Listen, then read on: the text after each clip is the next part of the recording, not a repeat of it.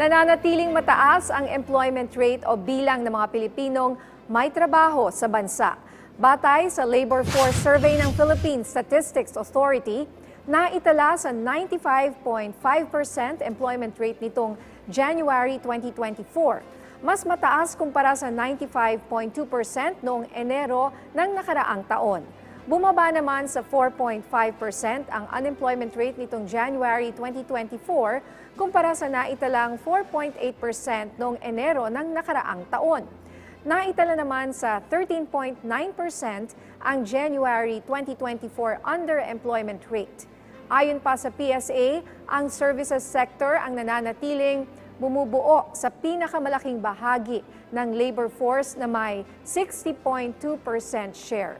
Sinundan ito ng agriculture sector na may 21.4% share at industry sector na may 18.4% share.